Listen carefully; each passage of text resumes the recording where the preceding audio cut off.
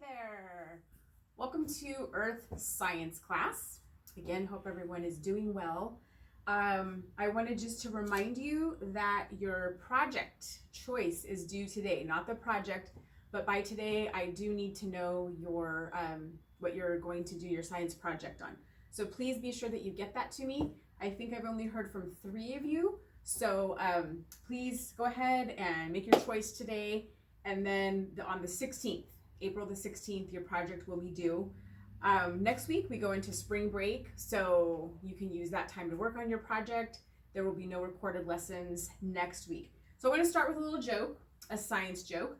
So the question is, what did the limestone say to the geologist? What did the limestone say to the geologist? Don't take me for granted. Isn't that cute? Funny? And it goes very well with our lesson today. We're going to be talking about the rock cycle. So let's get right to that. I want to talk to you about the different types of rock. So you should have already watched the videos. So this should be semi-familiar to you. So we have igneous, sedimentary, and metamorphic. So we're going to start with igneous. And if you look over here at the chart, you can see some different types. We have obsidian, granite, basalt, pumice, and gabbro. So what are the characteristics of igneous rocks? So these are rocks that are formed from magma, and they are often speckled with mineral grains. You can see that here in the granite and the gabbro, even the gabbro, so kind of speckled. Volcanic rock with many air holes, light enough to float. I'm really disappointed that we're not together because I was looking forward to bringing in and letting you guys explore and get your hands on some of these. So here we have an example of volcanic rock. You can see those air holes, and it's fairly light. So oftentimes it is light enough to float. Also, sometimes dark, volcanic, and shiny like glass, and obsidian would be an example of that. So our igneous rock. Then we have sedimentary rocks. Some examples are sandstone, breccia, limestone, a conglomerate, which is like a collection of different types of stone, and then shale. So characteristics of sedimentary rock: made underwater from animal shells, sometimes contains fossils.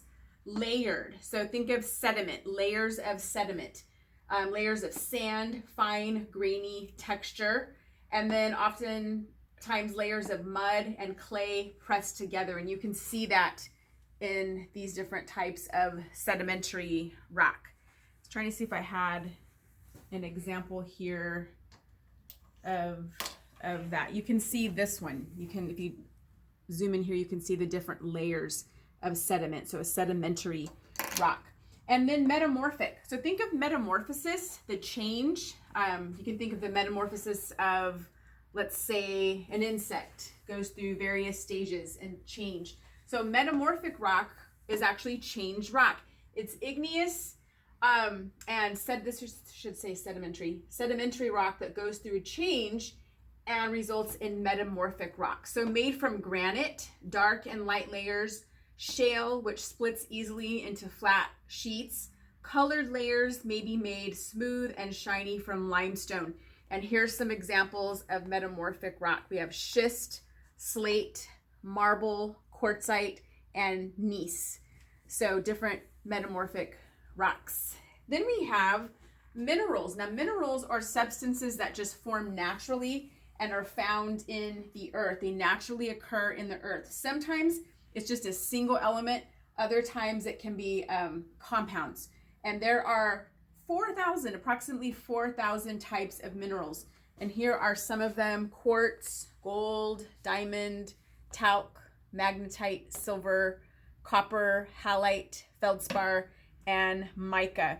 If you can zoom in here, we have some examples of minerals. I have this really awesome collection of rocks, and I don't know if someone has come into my classroom and borrowed them, or I'm figuring that's what happened because it's not here. or I might have taken it home and just forgot about it. But I'm going to look for that, and hopefully next time we film I can have those here as well. And then we have fossils, which are the remains or traces of plants and animals that lived long ago. So right here, I actually have a collection of fossils. So for example, this is from the kingdom Animalia mollusk, and this is from like a snail fossil. And then let me see, here's another. This is like an arthropod. You can zoom in there and see that. Just kind of zoom in and take a look at these. Here we have a shark tooth. See another one that would be interesting.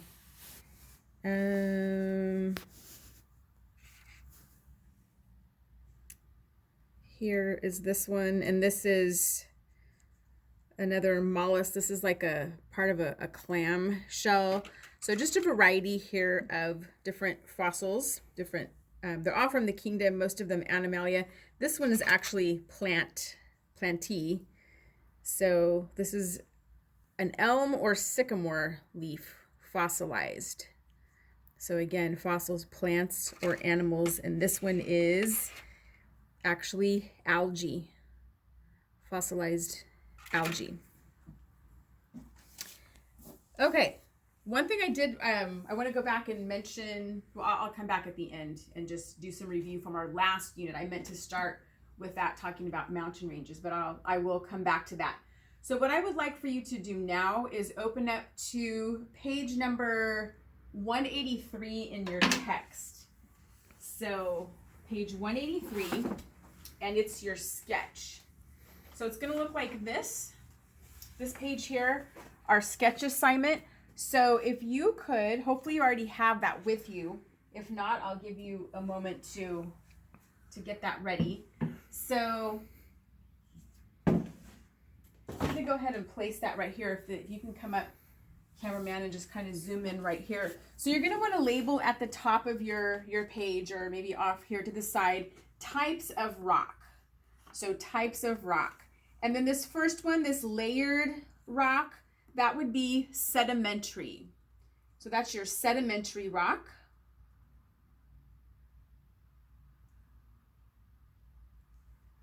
And then this one here that you notice lots of the holes, remember we talked about igneous, so that many air holes.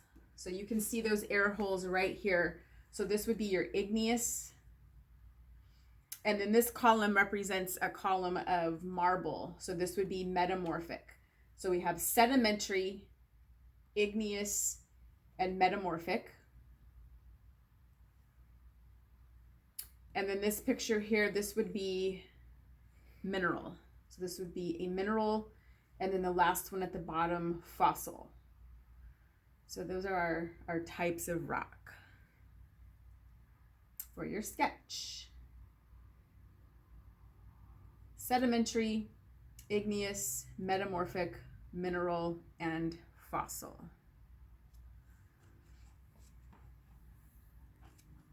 All right. I'm not sure how many of you were able to do the experiment at home. If you did, fabulous. If not, I am going to kind of go through that right now. So I'm going to clear this off so we'll have some room to conduct the experiment. Just get these out of the way. And bring over our materials. So you want to be looking right now at page number 178. 178 in your text. So if you go to that page, you'll notice at the very top, rock cycle. You're going to see this diagram here of the rock cycle. So that's where you should be, page number 178. And then if you go back to 178, 176, it goes over the different materials that you are going to need. Okay, so you can zoom back in.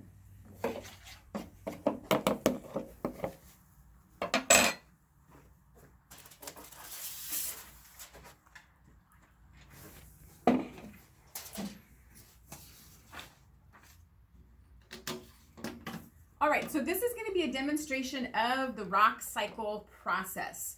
So the first thing that I did was I got a variety of different color crayons and I just graded them. This would just represent the breaking apart or the weathering of the different rocks. Okay, so I have here some sediment. So this might be some pebbles and some sand. If you want to come in and zoom in here, you can see these different particles. So just imagine that this would be our some sediment, pebbles. And so the first thing that I'm going to do is just place these into take these different sediments, and I'm just going to kind of pour them out here onto the foil. So there we go. Those are on our foil. And I'm just going to kind of fold over the aluminum here and just apply some pressure. So some pretty strong pressure. All right. So those shavings are now being pressurized, which is what happens here. And what should happen is these sediments should form. I'm going to hope this works. This is the first run. I usually like to try these out and make sure that everything that's supposed to happen happens. So we'll just see. Apply a little more pressure. And hopefully what we're going to have is sedimentary rock of sorts. So I'm going to apply a little more pressure just with my hands. So you can see, you're going to have to try to use your imagination here.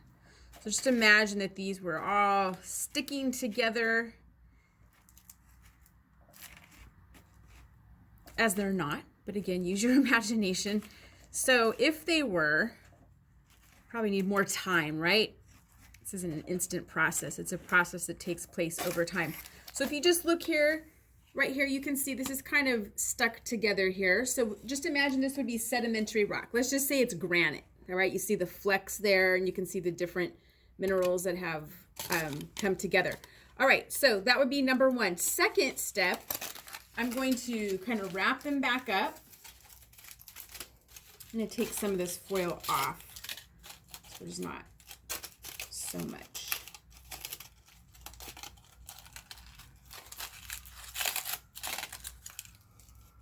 All right, so I have a bowl of warm water here. So I'm going to dip this, place this down into the warm water, and I'm going to leave it there. It's fairly warm. I'm going to leave this here for about 2 minutes. All right, so I'll just leave that there for a couple of moments. But what should happen when there's heat and pressure applied, the metamorphic rock, all right, the change state. So when there is heat and pressure, there should be a change that takes place, resulting in these types of rock. Marble, schist, one of these. So we'll leave that there again. While that's going through that process of change, if you look back to the page, let me flip back or flip ahead. You can zoom in here. You can see that this is a cycle. So we start with our sediments, sand, mud, and pebbles. And then there's the compression that takes place, which results in the sedimentary rock. Right now it's going through the process where there's heat, there's pressure being applied, and it should result in metamorphic rock. Now that can further go through some melting and then cooling, and then it results in igneous rock, and then that rock would be weathered and return back into the sediments, weathering, sand, mud, pebbles, and you can see that it's just a cycle. So that's what's taking place here. And on the second page here, page 179, this is where you're going to be recording your observations. So after step 2, after that first step where I applied a little bit of pressure, that sediment, those pebbles turned into sedimentary rock. Okay, now we're on the third step where we're applying just some warmth in that warm water, and that will result in metamorphic rock. Let's take a look at that. See if there's been any change. Hopefully there has been. Open this back up. And what should have happened is that we would have an example of metamorphic type rock. So this is not working exactly the way I had intended, but you get the picture. Okay, the last step would be to actually place this in the oven at maybe, I think it said like 300 degrees for about 15 minutes. And then you would have the last type of rock, which would be that igneous rock. So again, igneous being formed from magma, volcanic rock, so that heat that's going to come from being under the Earth's surface. And that would result in the third type, which is the igneous. There would be some melting and some more mixture taking place. So I don't know, maybe you did this at home and it worked better for you. But again, you get the idea of that rock cycle. Okay, now for pages number 186, and you can come back later and you can fill this in. So again, what you're going to want to do is the observations, what should have taken place, what you observed, and then your conclusion. So you will go ahead and write that. And then if we look at page number 186. So page 186, there are some discussion questions here. So based on the video that you watched, based on the short lecture that I did today, you should be able to answer these. So I would like for you to go ahead and try to answer those on your own. I will, though, follow up, and actually in an attachment to this email, you will see, you can read over and just check your work. So first try to answer them on your own, and then after that, you can look at my notes that I will send to you and then make adjustments accordingly should you need to do that. Okay, so for the next week, if you can just focus on finishing up your project, that would be great. And then after spring break, we'll come back and we will continue our study of rocks. So enjoy your spring break, and hopefully I'll be seeing you soon. Take care.